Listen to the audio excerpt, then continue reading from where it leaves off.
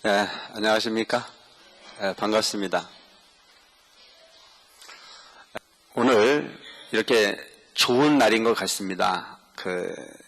지금까지 날이 많이 추워서 문을 열어놓기가 두려웠었는데 어느덧 시간이 많이 가서 초파일을 목전에 두고 초파일 행사에 분주하고 또 이때가 되면 문을 열어놓고 있어도 크게 추운 부분도 모르고 참 좋은 계절이 아닐 수 없다라고 하는 그런 생각을 하게 합니다.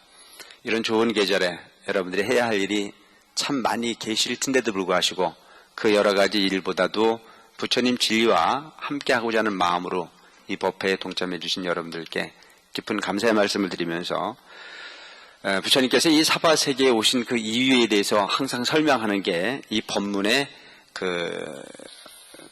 목적이 아닌가 싶은 그런 생각을 항상 합니다. 어저께 제가 날씨가 너무 좋고 그래서 저 속초에 낙산사의 행사가 있어서 갔습니다.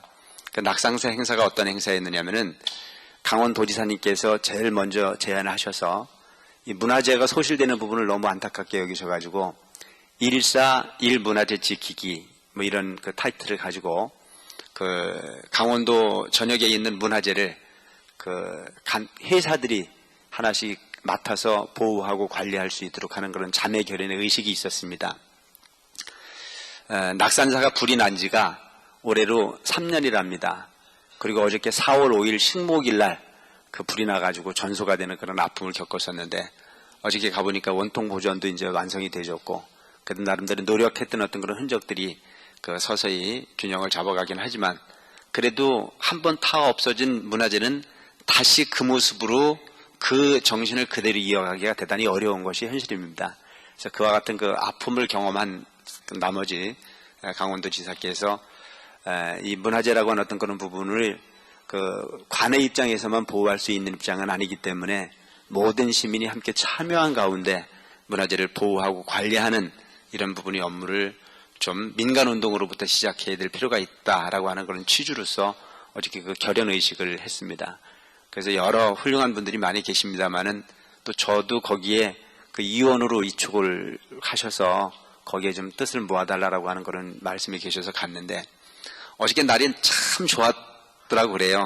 그저께까지만 하더라도 바람이 많이 불었었는데 어저께는 날이 참 좋아가지고 너무나 많은 상중객들이 모여오고 또 이제 낙산사만 보고 오다 보니까 조금 더 저도 콧바람을 좀 듣고 싶다는 생각이 들더라고요. 그래서 어딜 갔냐면은 여기 문배마을이라고 있잖아요. 그죠?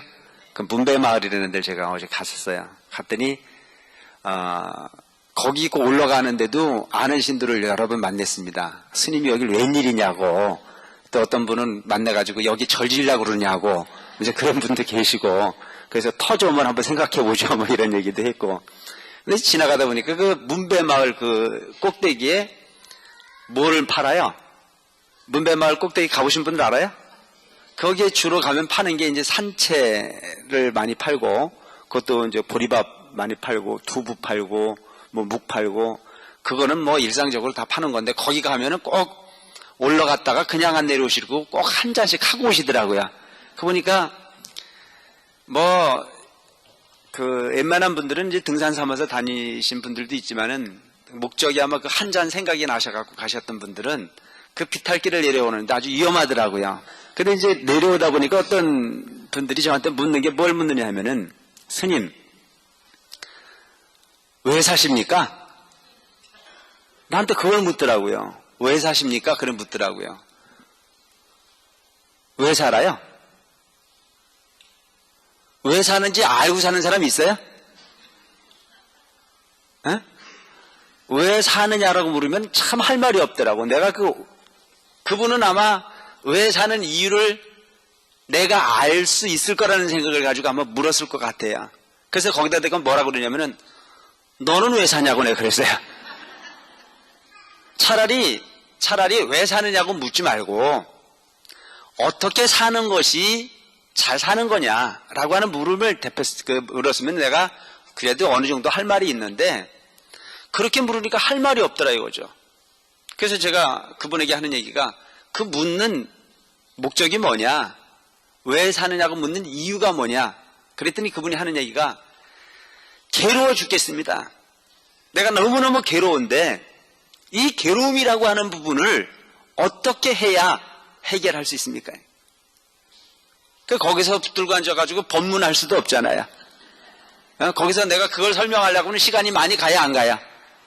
그래서 내가 시간이 있으면 사문사로 오라고 그랬는데 오늘 보니까 안 왔네. 술 먹은 김에 그냥 그게 궁금했고 그 부분이 일상적인 삶의 큰 목표는 아니었을 거라는 생각이 들어요.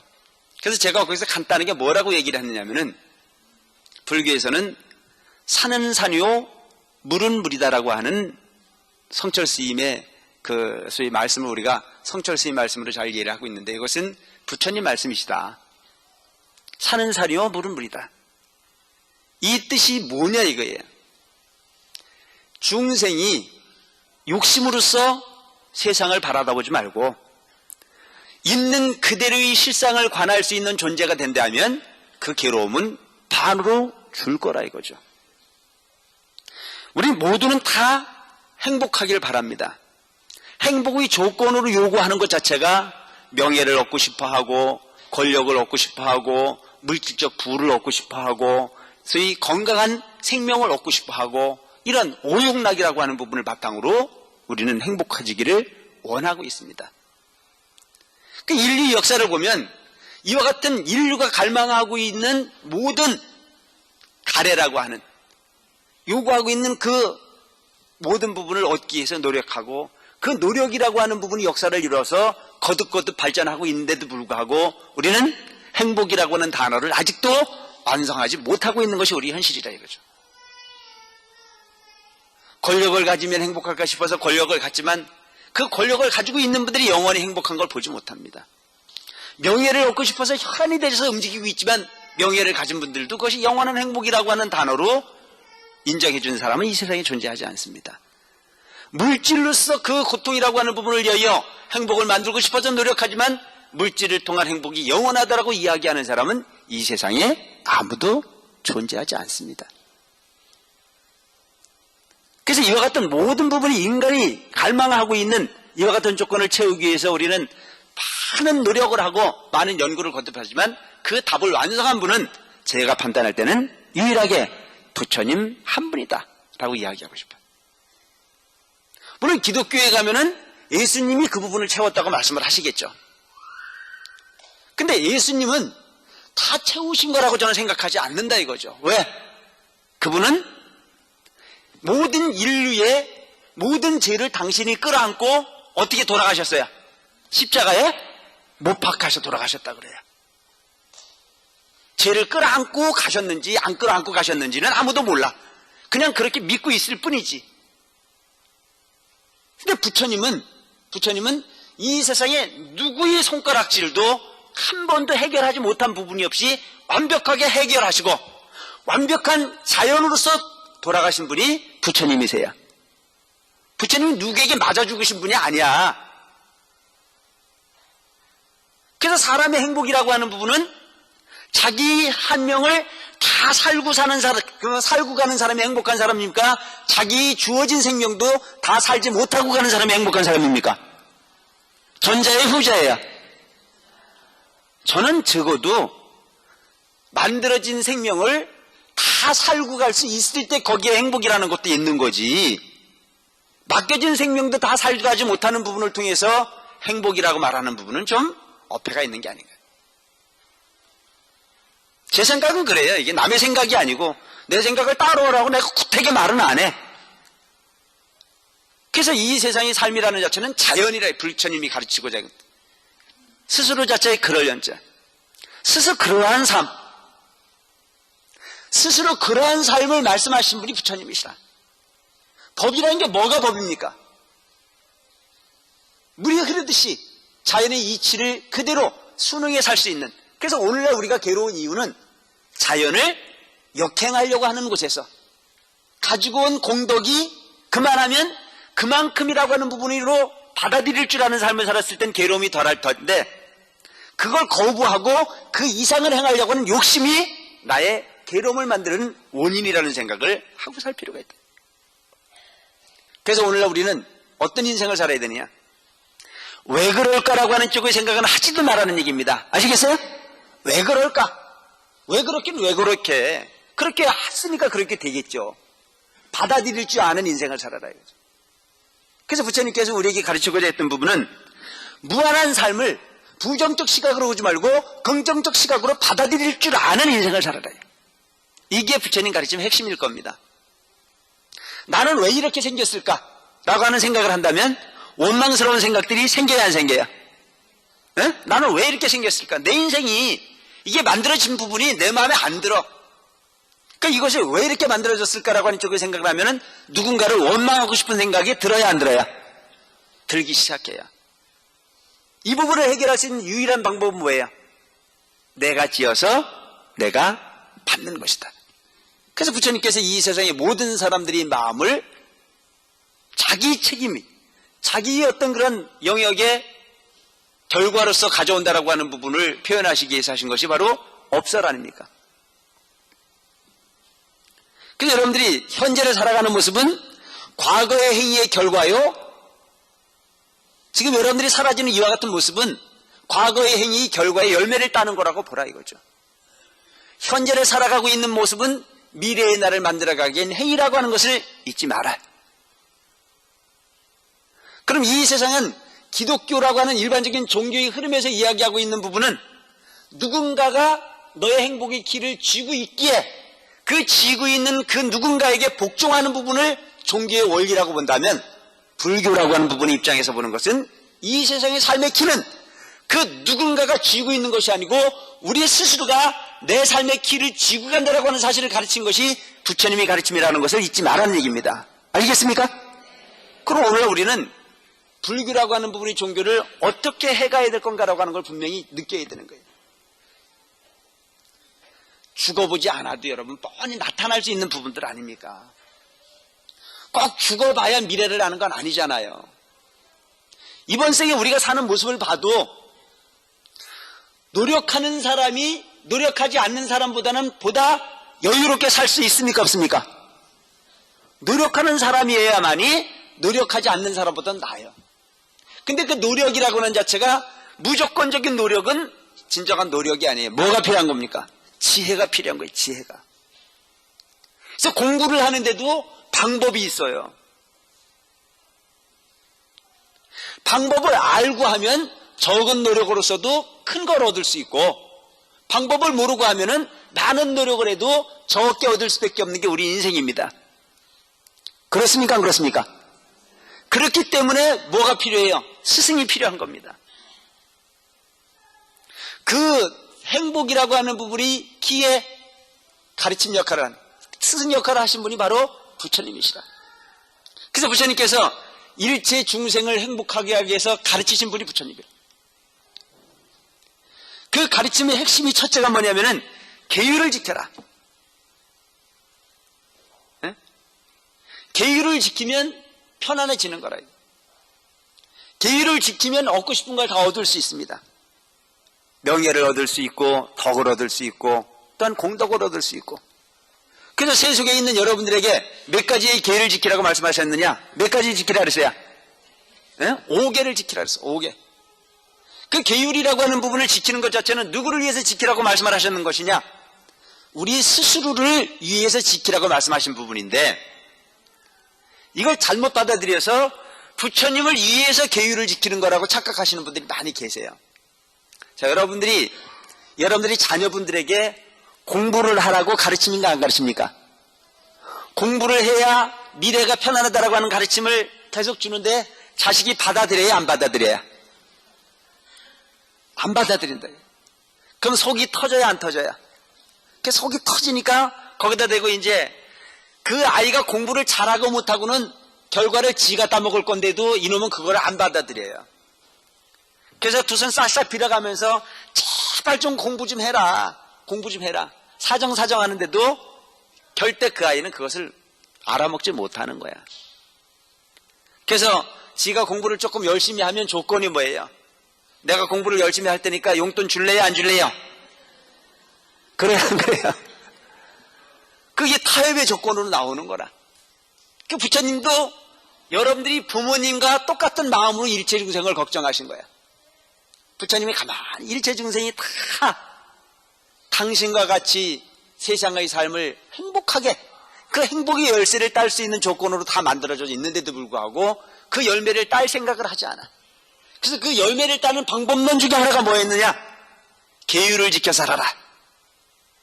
그 계율을 지켜 살았을 때 현재의 삶도 행복해요, 미래의 삶도 행복하여 영원한 삶을 행복하게 할 수 있는 열쇠가 그거다라고 하는 사실을 말씀을 하셨는데 못 알아먹거든요. 그러니까 부처님께서 거기다가 우리 부모님들이 자식 꼬시듯이 꼬시게 만들어준 게 있어. 그게 뭐야? 소원 이루어주는 거야. 네? 그러니까 목적은 공부 열심히 해가지고 공부 열심히 해서 용돈 받는 게 목적이 아니고 그건 방편이잖아요. 그죠? 대답 좀 해봐. 아이고 힘들어 죽겠어.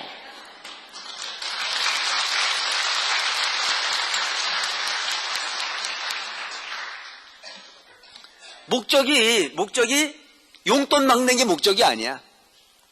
그 아이의 머릿속에 많은 부분이 지식을 집어넣어서 남을 리드할 수 있는 능력이 있는 아이로 가는 부분이 목적인 거라. 그래 여러분들이 절에 와서 소원을 이루거나 열심히 쫓아다니면서 그 뭔가를 인간이 요구하고 있는 뭔가를 이루고 있는 부분은 하나의 방편일 뿐이지 그것이 목적은 아니라는 얘기입니다. 사실은 본인을 위해서 기도를 하라고 가르치고 본인을 위해서 세상의 마음을 열으라고 얘기를 했는데도 불구하고 오늘날 우리는 아직도 나이는 먹었지만 어린 나이와 마찬가지 생각들을 하고 있습니다. 뭔가 조금 기도를 하고 조금 열심히 하고 공덕을 짓고 그래 놓으면 누군가가 나를 칭찬해 주길 바라요. 그래서 초파이를 소위 와가지고 조금 정성스럽게 부처님 전에 등이라도 하나 켜놓고 있으면요, 그때부터 다 기다리고 있다. 뭔가 본인 뜻에 조금 부족한 부분이 있으면 투정을 일삼는 게 우리 모습이라. 그러지 말라는 얘기가 아니야. 아이의 껍질을 벗어갈 수 있는 불자가 됐으면 좋겠다. 이제는 맨날 어린아이로 있어서 되겠느냐 이거죠. 절에 20년 들이고 30년 다녔는데도 그 목적을 알지 못하고 헤매고 있다라고 한 자체, 그것은 대단히 큰 어리석음일 수밖에 없다는 얘기입니다. 그래서 부처님께서 우리에게 가르치고자 했던 부분, 바로 계율이라고 하는 부분을 통해서 행복이 근원을 가질 수 있다. 그 계율의 첫째가 뭐냐면은 살생을 하지 마라. 살생을 하지 말라는 얘기에서 발전을 해서 우리는 모든 생명을 귀하게 여길 줄 아는 불자가 되라. 내 생명이 소중한 것만큼 내 주변에 있는 생명체를 존중해서 배려를 하면은 그 상대는 나에게 고마운 생각이 들어야 안 들어야? 이게 씨앗을 심는 행위입니다. 그래서 여러분들 내의 어떤 그런 편안함을 얻기 위해서만 애를 쓰지 말고 상대방의 편안함을 위해서 배려할 줄 아는 마음을 가질 필요가 있어요. 그래서 이걸 뭐라고 하냐면 역지사지하라. 상대를 생각할 수 있는 마음을 가져야 돼요. 지나가는 미물이라고 하더라도 그걸 가벼이 여기지 않는 마음을 가져라 이거죠. 그래서 항상 하는 얘기가, 우리 불자는 불살생을 하는 것뿐만이 아니고 뭘 해야 돼요? 방생을 해야 된다. 방생. 갇혀진 생명을 놔줄 줄 아는 마음을 가져야 그것이 공덕의 씨앗이 되는 것이다.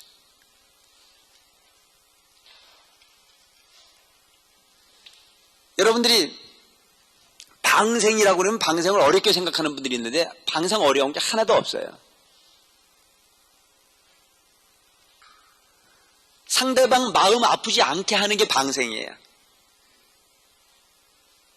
근데 우리는 희한한 심리들을 가졌습니다. 누군가가 나한테 조금만 서운하게 했으면 그걸 갚아주고 싶은 생각이 있어요, 없어요? 어? 요거 바꿔야 돼. 나한테 조금만 서운하게 했으면 그냥 속이 뒤집어지는 거야. 그래서 저걸 내가 언젠가 갚아주는데 꼭 받은 것만큼 갚아요. 그 이상 갖고 싶어요. 근데 꼭 그 이상이 갚아지면 속이 시원해, 안 시원해요? 그게 지옥 가는 거야. 그보다 더 나쁜 게 어딨어. 저게 나를 서운하게 했거든? 그래가지고 그거 아주 꼭 꼬꾸라졌으면 좋겠다 그래가지고 그게 다 꼬꾸라지면 그때 박수를 치는 거야. 참 고발하고 지가 나한테 그러더니 죄 받았다고. 남의 불행을 내 행복이라고 여기는 사람만큼 어리석은 사람은 없습니다.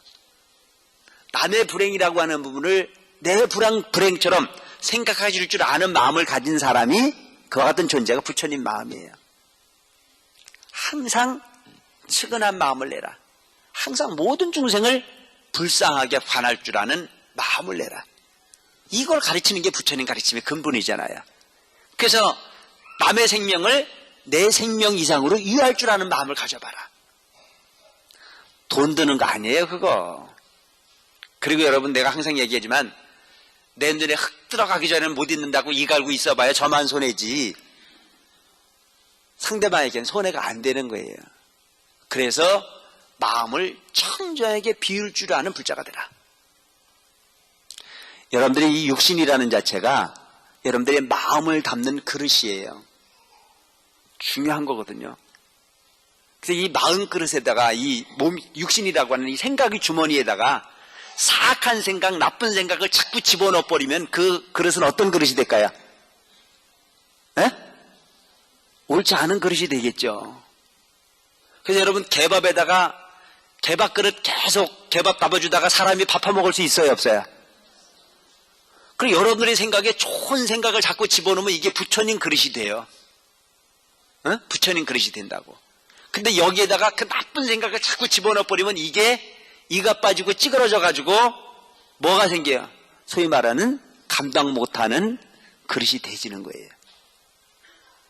육신의 병이 오는 경우도 사실은 보면 그런 거예요. 이 마음이라고 하는 부분에 긍정적 사고를 통해서 많은 사람들에게 베풀고 부처님 같은 마음을 담으면 그 육신은 건강해지겠습니까? 병든 육신이 되겠습니까?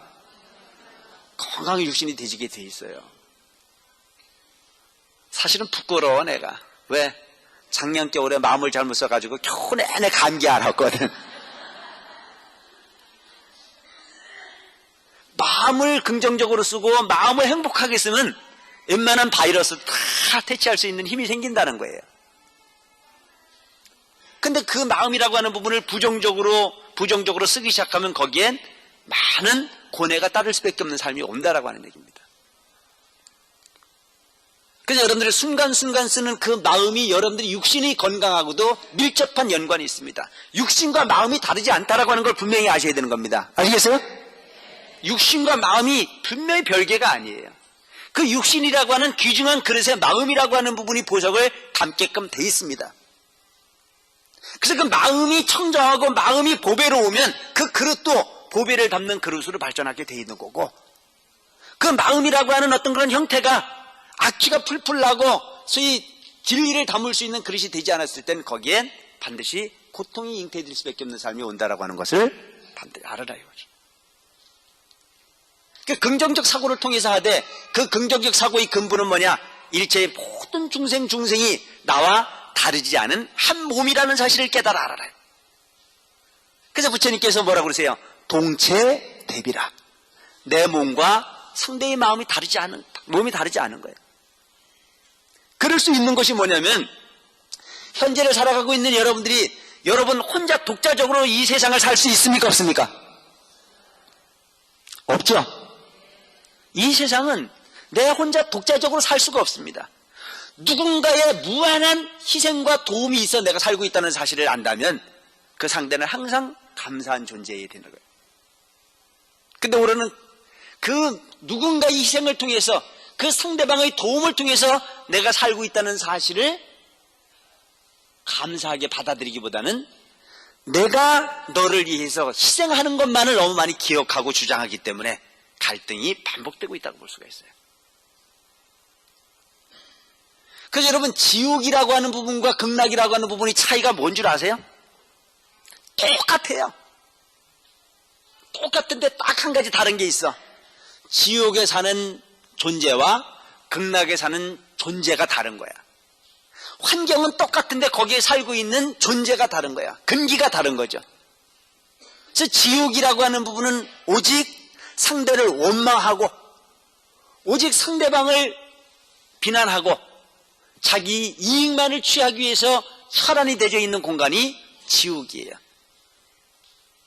그 극락이라고 하는 것은 어떤 것이냐? 극락이라고 하는 부분은 상대를 위해서 배려하는 부분을 가장 큰 행복으로 여겨 사는 동네가 극락이에요. 그럼 지금 우리 인간이 살고 있는 이 동네는 어떤 동네냐? 극락하고 지옥하고 짬뽕 시켜놓은 데가 이 동네야. 그래서 여러분들이 이래 보면 극락을 갈 사람하고 지옥을 갈 사람하고 눈에 보인다니까. 틈만 나면 상대방 위해서 희생하고 싶어서 그걸 행복으로 여기고 사는 사람들이 우리 생활 주변에 얼마나 많은지 몰라요. 나는 때거리가 굶는 한이 있어도 상대방은 배고픈 것만큼은 도저히 참지 못하는 사람들이 주변에 많이 있습니까 없습니까? 많이 있어요. 그런 분들이 극락 갈 분들이야.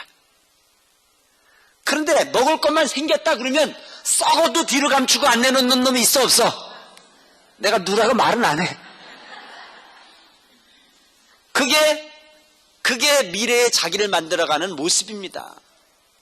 똑같은 부분이 조건인데 그 마음 하나를 어떻게 쓰느냐에 따라서 길이 갈린다는 사실을 분명히 알으라는 얘기입니다. 참 중요한 부분이잖아요. 조건이 안 돼서 그렇다면 그럴 수 있다고 볼 수 있지만 넘치는데도 물건을 쌓아놔서 도저히 처분할 데가 없어. 그런데 그것도 좋은 물건 그냥 그 당시에 나누면 얼마나 큰 공덕이 될까요? 쌓아놓고 있다가 꼭 유효기간 지나고 때 다 지내고 난 다음에 그때 꺼내놓고 앉아가지고 가져가려면 가져가라 이거죠. 그리고 그 주사가는 놈 보고 뭐라 그래요? 지가 엄청난 걸 베푼 것처럼 착각하는 거야. 네가 얻어먹는 놈인데 이거라도 네가 가져갔으니 얼마나 다행이냐. 자기는 엄청나게 베풀었다는 쪽으로 생각을 한다. 공덕을 지려거든 때를 알아 공덕을 지릴 줄 아는 사람이 지혜로운 사람이다. 내 거지만 내 거가 아니에요. 너무 큰 욕심으로써 내 거라고 소유하지 말라는 얘기입니다. 이 세상의 모든 부분은 내가 잠시 사용하다가 버리고 갈 뿐이지 영원히 내 것으로서 쥐을 수 있는 부분은 없다는 사실을 알아는 얘기입니다. 아시겠어요? 그래서 옛날 이대중정식께서 이 세상에 이대중정식께서 하신 말씀이 이 세상에 내 것이 어디 있나? 사용하다 버리고 갈 뿐이라 이거죠. 나도 나그네고 여러분들도 나그네야. 등기부 등비에 수십억 올려놓고 수백억 올려놔봐야 그거 가져가는 놈들 한 놈도 못 봤어. 하루 세끼 밥 먹는 놈은 그 놈이나 나나 비슷해. 근데 그 놈은 좀 좋은 거 먹고 난 좀 덜한 거 먹겠지. 그런데 좋은 거 먹은 놈은 썩으면 죽으면 냄새가 더 나. 그냥 웬만한 거 먹고 그냥 열심히 뛴 사람은 죽어도 냄새가 덜 하더라고. 세상에 향기를 전해줄 수 있는 사람이 되는 거지 악취를 전해주는 존재가 되지 말자는 얘기입니다. 아시겠어요? 여러분 우리는 가난합니까? 가난하지 않습니까? 그렇게 생각하다면 우리는 가난할 일이 하나도 없어요. 하루에 세끼 밥 먹는 것 때문에 크게 고통스러운 사람은 별로 없어요. 난 때거리 없어서 자살하는 사람은 별로 못 봤습니다. 어떤 놈이 자살해요? 수십억 수백억 가지고 있다가 그거 잊어버리니까 자살하지. 때거리가 없어서 자살하는 사람은 그렇게 많지는 않아요. 내가 볼 때는. 몰라 제가 정보를 잘못 알고 있는지는 몰라도 마음이 중요한 부분이라고 하는 걸 여러분들 꼭 잊지 말라는 얘기를 하고 싶다는 얘기입니다. 그래서 소육지족하라. 현재의 모습의 족함을 알고 살아라. 그리고 우리는 지옥도 아니고 그 소위 극락도 아닌 부분이 현장에 살고 있는 우리들이 어디에 놓여 있습니까? 선택의 기로에 놓여 있습니다. 선택의 기로에. 그래서 이 인간의 모습으로 태이고 이 인간의 모습에서 부처님 진리를 만날 수 있었던 것 자체를 크나큰 복덕이라고 생각을 알아요. 인신난덕이라고 그러거든. 사람의 몸 받기가 어려우면. 그래서 이 어려움의 조건에 놓여 있는 우리들이 그 부분을 잘 선택할 줄 아는 부분이 바로 지혜라. 그래서 그 지옥이라고 하는 부분과 극락이라고 하는 부분이 별 차이가 없는데 딱 한 가지 차이가 있는 게 그 행동하는 모습을 보면 엄청난 차이가 있습니다. 평상시에는 조용해요. 근데 언제 꼭 문제가 일어나느냐면은 밥 먹을 때만 되면 뭔가 자기에게 이익을 취할 수 있는 기회가 생기면 그게 지옥의 현장과 극락의 현실이 다르다라고 하는 거죠. 그래서 여러분, 사람과 짐승이 다른 부분이 있는 게 뭐냐면, 사람은 절제할 수 있는 힘이 생겨 살고 있지만 짐승은 절제할 수 있는 기능이 떨어져 있는 부분이에요. 그래서 강아지가 개들이 많이 모여있는 가운데서 먹을 게 없을 때는 싸워요, 안 싸워요? 먹을 게 하나도 없을 때는 안 싸워요. 왜? 배고파가지고 다 너부러져 있어요. 그런데 거기에 뼈다구만 하나 떨어졌다 그러면 싸워요, 안 싸워요? 나는 이거 어디서 봤는 줄 알아? 동물의 왕국에서 봤어.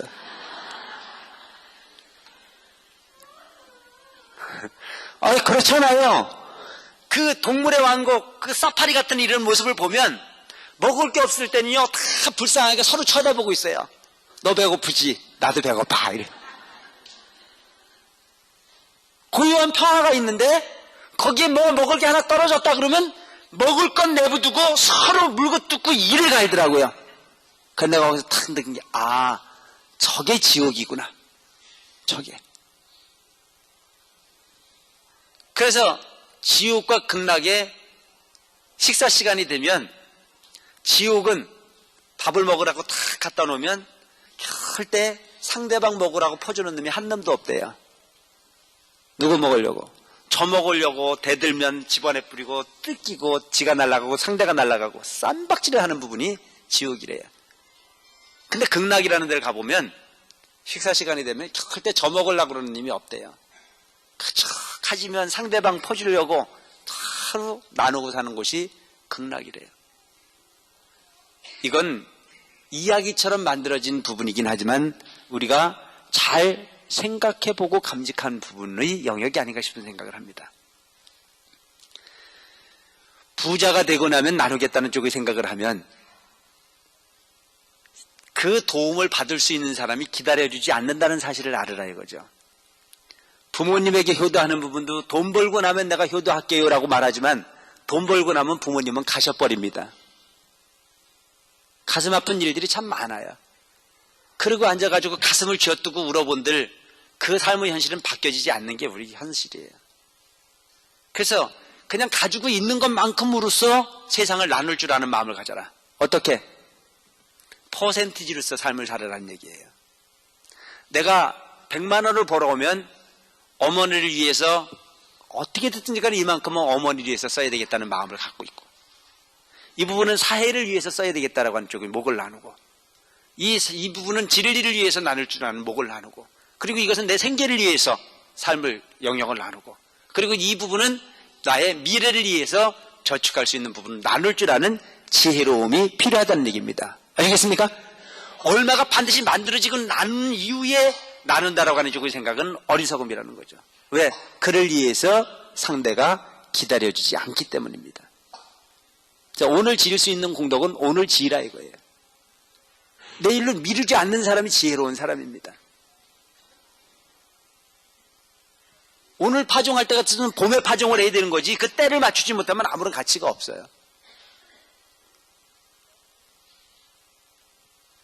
가끔 보면 저한테도 그런 사람들이 많이 와요. 상담이라는 부분을 통해서 스님, 제가 이 부분만 잘 되면요, 제가 꼭 부처님 은혜 잊지 않을 겁니다 라고 상담하는 우리 사람 많아요.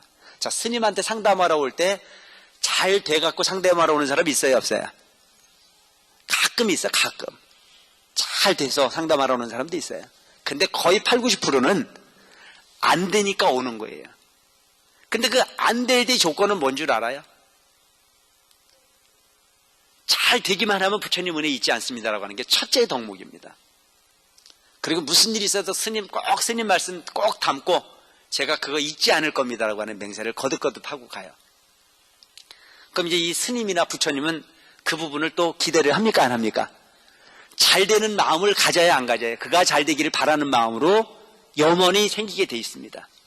그래서 중인 나도 그런데 부처님은 오죽하실까?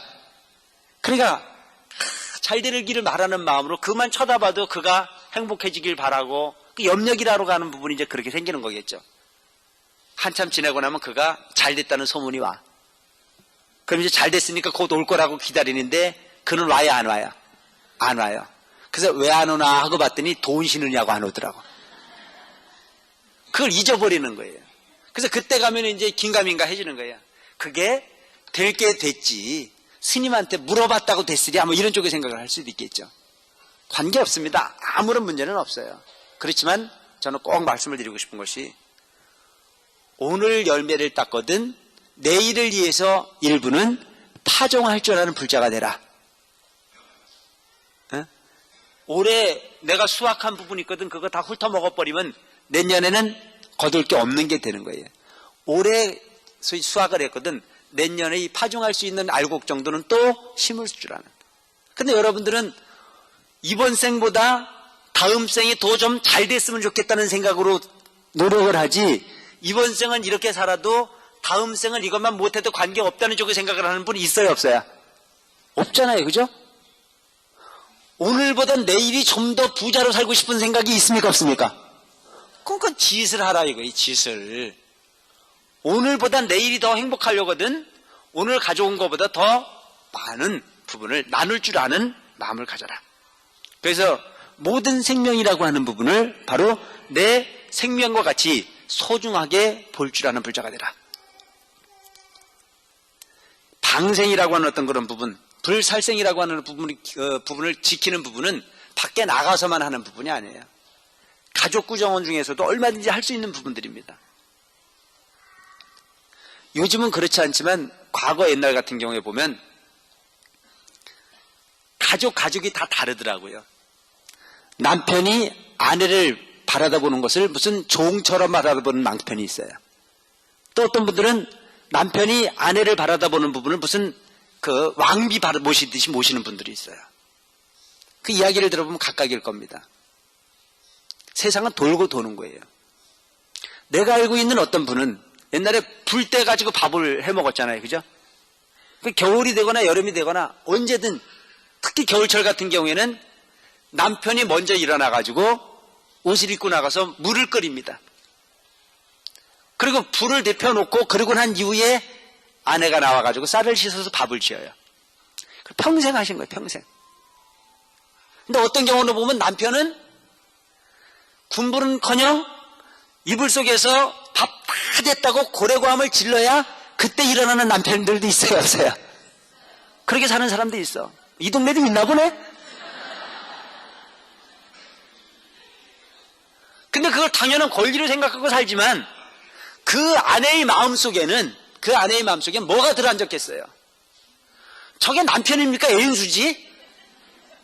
겉으로는 남편이지만 속으로는 그게 애인수가 될 수밖에 없을 겁니다. 그죠?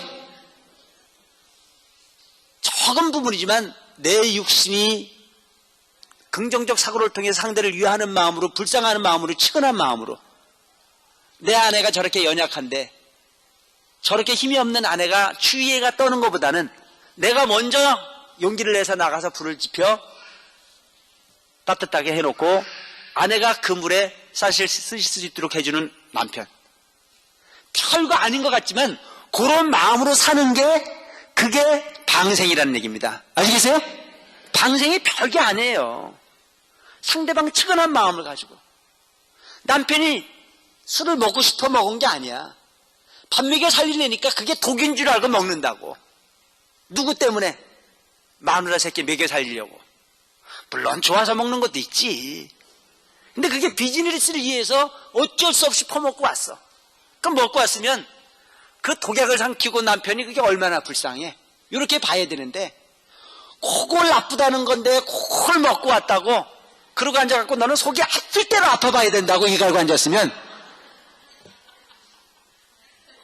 그게 살인이야, 살인이. 응? 나는 지금 속이 아파 죽을 지경인데 거기다 대고 너는 아파봐야 된다고 이 갈고 앉았으면 그거보다 더 악독한 게 어디 있습니까? 그러니까 그럴 때가 되면 10번을 술을 먹고 오든 100번을 술을 먹고 오든 네가 이 가정을 위해서 큰 독을 삼키고 온 네가 얼마나 아프겠냐고 해장국 끓여서 10번이고 100번이고 갖다 댈 수 있는 아내가 있다면 그거야말로 완벽한 방생일 수 있다는 얘기입니다. 아시겠습니까? 내가 이 얘기하니까 이제 퍼먹고 오는 걸 당연하게 생각하지 말고 되도록이면 내 아내가 저렇게 속상하게 하는 모습을 왜일까? 왜 술을 먹고 오는 나를 그렇게 즐거움을 하고 싫어할까? 당신 몸 상할까 봐서 그런다라고 하는 걸 스스로 알으라 이거예요. 내 아내가 나를 얼만큼 위하면 그 독을 퍼먹고 오는 나한테 이를 갈고 못 먹고 오게 하나 라고 하는 부분을 감동으로 받아들여 버려요. 자, 스님 이야기하는 대로 하면 이 세상은 감동 아닌 게 있어요 없어요? 모두가 다 감동일 수 있는 거야. 근데 그거 한까지 뒤집으면 완전히 갈등이 생기고 감동은 없어져 버리는 척박한 삶이 될 수밖에 없는 게 우리 인생들이라 이거죠. 뻔한 이야기지만 실천하기가 참 어렵습니다. 이것을 우리가 자꾸 듣고 제어하려고 애를 써야 되는 거예요. 똑같은 이야기라고 하더라도 자기가 뭔가 한 가지 걸리는 부분이 있다면 그 걸리는 부분을 보완하려고 애를 써서 가는 것 자체가 수행이고 불자의 모습이고 부처님의 제자로서의 행위라고 하는 걸 잊지 말라는 얘기입니다. 아시겠어요? 듣는 것만큼 다를 수 있다 이거죠. 다른 길이라고 하면 듣고 들어서 내 행동으로 이어질 때까지 들을 수 있는 마음으로 바꿔가는 게 수행이에요. 그래서 성문연각 보살이 있는 거 아닙니까? 들어서 깨우치는 사람도 있고 소위 그 행위를 통해서 깨닫는 경우도 있고 또 만져보고 보고 깨닫는 경우도 있고 이런 세 가지 행위에 깨달은 방법이 있는 겁니다. 자, 여러분 진리는 듣는 데 인색하지 말아라고 하는 얘기를 하고 싶어요. 아시겠습니까? 들으면 달라지게 돼 있어요. 옳은 소리는 들으라 이거죠. 그리고 듣는 것에서 끝나지 말고 그걸 실천하려고 애를 써야 되는 겁니다. 왜 부처님께서는 45년이라고 하는 기간을 말씀을 하셨을까요? 왜? 들어야 달라지기 때문에. 근데 오늘 많은 불자들은 그 듣는 부분을 대단히 인색하게 생각합니다. 그것만 안 들어도 뻔한 소리인데. 뻔한 소리일까요? 어저께 듣는 거하고 오늘 듣는 거하고 똑같은 이야기도 기분이 달라요. 나는 요즘에 노래를 들어보니까 그것도 다르더라고. 그 달라지는 부분, 어느 때 누구와 어떤 분위기에서 어떤 이야기를 듣는 것 자체는 받아들이는 나로 인해서 엄청난 차이가 있을 수 있다는 점을 기억하시고 받아들이라 이거죠. 그래서 우리는 불살생도 중요하지만 상대를 역지사지해서 방생할 수 있는 마음, 측은지심을 일으켜서 그에게 도움을 줄 수 있는 마음을 내야 된다. 둘째, 불투도, 남의 재산을 탐내지 마라. 남의 재산 탐내는 게 옛날에는 남의 그 소위 집에 있는 보석 하나 가지고 오는 게 차삼 탐내는 거로 생각했는데 요즘엔요 참 기술이 좋아졌어요. 그죠? 기술이 좋아져 가지고 땅값 오를 때 말하고 가가지고 집어넣었다가 그게 막 옳지 않은 방법으로 돈을 버는 사람들이 요즘에 무슨 청문회 같은 데 나와가지고는 힘을 써요 못 써요? 그것도 도둑놈이야 사실은. 에? 요즘 청문회 같은 거 내가 볼 때 참 잘 된 것 같아. 그래서 옛날에 어떤 사람은 나와가지고 그러대, 내가 그를 이런 좋은 자리에 올라올 줄 알았으면 내가 그 땅을 안 사놓는 건데 그때는 여기까지 올 줄 생각을 못했다고. 이 얘기는 참 가슴에 닿는 얘기인데 내가 그냥 아무런 생각이 없이 살다가 딱 죽어버렸는데 죽고 나니까 여기 지옥이 있고 극락이 있어. 아휴, 그럴 줄 알았으면 잘 사는 건데 100년도 못 사는 인생에 내가 욕심을 부려가지고 지옥으로 가는 게 안타깝다고 그래봐야 지만 손해지. 그러니까 언제 잘해야 돼? 있을 때 잘해. 힘이 있을 때 잘하라고. 내 마음대로 쓸 수 있을 때 잘 판단해야 돼요. 여러분, 살아도 산 게 아는 나이가 곧 와요. 그래요 안 그래요? 내가 살아도 산 게 아닌 나이가 곧 온다고. 지금은 내 마음대로 할 수 있는 부분이지만 그 내 마음대로 내 자신을 가지고 내 마음대로 할 수 있는 나이도 그 일정한 시간이 지나가면 그것마저도 자기 마음대로 못해. 그때 힘이 있을 때 잘하라 이거예요. 판단이 있고 그 판단에 의해서 내 마음대로 할 수 있을 때 다른 길을 선택해서 움직일 줄 아는 지혜로운 불자가 되라. 남의 물건 탐하는 어떤 그런 부분들이 가장 큰 자기 고통의 근본이 된다는 사실을 반드시 알아야 해요. 내 얘기는 어떤 거냐면 노력을 해서 생산하는 거야 누가 뭐라고 그럽니까? 성실히 노력해서 버는 부분은 아무리 많이 가져도 욕할 사람이 없습니다. 수천억을 갖든 수조를 갖든. 그렇지만 힘 안 들이고 가져가려고 하는 그런 모습들은 제약 중에 큰 제약이 될 수밖에 없습니다. 여러분, 우리나라의 최고의 부자라고 하는 분이 요즘에 어저께도 그거 보니까 뭐 사진이 막 터지고 거기에 걸어 들어가셨다 걸어 나오시는 모습을 보니까 참 그분보다는 내가 낫더라고. 그분이 돈이 없어서 그런 게 아니에요. 내가 할 때는 그분 재산이 수조입니다. 수조. 근데 그 부분을 가졌는데도 거기에 만족 못하고 그냥 그분은 내가 볼 때 돈이 문제가 아니야. 자존심이야. 이제는 뭐예요? 내가 우리나라에서 1등이어야 된다 이거지. 우리나라에서 최고의 재벌가로서 그 명성을 뺏기고 싶지 않아가지고 틈만 나면 옳지 않은 방법으로라도 내 자산을 더 늘려가고 싶은 욕심에 그와 같은 행위를 하는 거 아닙니까? 그렇죠? 거기에 넘어가지 말라고. 1등이면 뭐 할 거야? 극락 가는 데는 아무도 안 되는데 왜 그 호정제비에 팔려서 고통을 만드나 싶은 생각이 들어. 여러분들도 이해 안 가고 나도 이해가 안 돼. 왜? 그 자리에 안 가봤으니까. 근데 나는 그거 안 가기로 했어. 그 안 가기로 하니까 참 편하네. 왜? 올라갈 일도 없고 떨어갈 일도 없고. 나는 거기 성적순에 아예 안 들어갔거든. 여러분들이 끼셨어? 거기 그 성적순에 왜 껴가지고 고통을 받냐고. 안 끼면 편한데. 난 지금도 보면 이 세상이 너무 가래의 시대야. 갈망의 시대야. 서로가 서로를 끌어내리려고 애랬어. 그냥 내버렸으면 좋겠어. 빈대 한 마리를 잡으려다가 초가상간을 태우는 일들은 좀 없었으면 좋겠어요. 그냥 1등 하라고 좀 봐주면 어때? 그게 어디 가겠어? 그가 수조를 가지고 있으면 그 양반이 어디 가겠어요? 수십만 명을 먹여 살리는 일을 하고 있지 않습니까? 그렇죠? 그냥 쏘가주자고. 쏘가주는 필요가 있는 부분이에요. 그래서 이런 사람도 있고 저런 사람도 있어야 되니까 그냥 그 부분에 너무 혈안되지 말고 뭐만 하면 돼? 자기가 처해진 곳에 주인으로서 역할을 하다가 보면 어느 날 부자가 될 날도 있어. 운이라는 게 희한한 거지 않습니까, 여러분? 내가 거기를 가야 되겠다는 생각을 해가지고 가는 것은 별로 될 수 있는 확률이 없어요. 마음을 탁 배워놓고 있으면, 그리고 열심히 노력해서 실력을 만들고 열심히 노력을 하다 보면 복은 저절로 오게끔 돼 있습니다. 아시겠습니까? 내가 부자가 한번 돼봐야 되겠다 이런 것보다는 그냥 열심히 살다 보면 열심히 사는 게 부자를 만들어주는 거야. 내가 정말 덕망이 있는 사람이 돼가지고 많은 사람들에게 존경을 받는 사람이 돼야 되겠다. 그건 위선밖에 안 됩니다. 그냥 부처님 가르침대로 걔 잘 지켜서 그저 그냥 내가 사는 것 자체가 누구한테 보여주기 위함이 아니고 있는 그대로의 마음에 진실한 마음의 행위가 이루어진다면 그는 저절로 많은 사람들에게 존경받는 사람이 될 수 있다는 얘기입니다. 아시겠어요? 이번 생의 삶이 여기서 끝나고 소멸한다는 생각을 하지 마세요. 이번 생의 삶이 습관으로서 다음 생으로 이어진다는 사실을 가르친 것이 바로 부처님 가르침이라는 것을 꼭 잊지 말라는 말씀을 드리고 싶어요. 우리는 누군가가 나를 지켜봐 주기 때문에가 아니고 내가 내 스스로를 기억할 수밖에 없는 존재로 만들어진 존재라고 하는 것을 잊지 않아야 됩니다. 그래서 오늘 여러분들에게 이 계율이라고 하는 부분을 통해서 행복해질 수 있다고 하는 부분에 말씀을 드리는데 뭐 얘를 이렇게 들고 저렇게 들다 보니까 시간이 지금 너무 많이 가가지고 이것도 다음 시간에 이 투두에 대한 부분을 쭉 이어서 설명을 드릴 수 있도록 하겠습니다.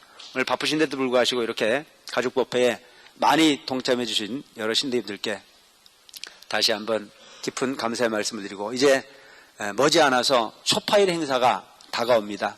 이 초파일 행사를 그냥 매년 오는 거니까라고 하는 식으로 생각을 하기보다는 올해 처음 부처님 오신 날을 맞는 기분으로 여러분들이 정성을 다해서 함께 참여할 수 있는 기회를 갖는다면 그것이 무한한 공덕이 되지 않을까 싶은 생각을 합니다. 그리고 또 하나 말씀드리고 싶은 것은 신심이라고 하는 부분은 내가 노력하고 참여하고 희생한 것만큼 만들어지는 것이지 강 건너 불 보듯이 해서는 결코 그 신심이 만들어지기가 대단히 어렵습니다. 진리를 가까이 하는 사람 신심이 없이는 가까이 하기가 대단히 어려울 겁니다. 그래서 기회라고 하는 부분 바로 이런 초파일 행사나 이런 부분을 우리가 장엄하게 치르고 하는 이유는 일체 중생의 크나큰 공덕을 위해서 하는 행위니만큼 여러분 가볍게 여기지 마시고 모두가 동참한 가운데 내가 할 수 있는 일은 뭘까? 내가 부처님 지를 위해서 할 수 있는 일은 뭘까를 고민할 수 있는 그래서 적극적인 참여가 함께 할 수 있도록 여러분들에게 부탁을 드리면서 오늘 두서없는 법문에 가름하겠습니다. 고맙습니다.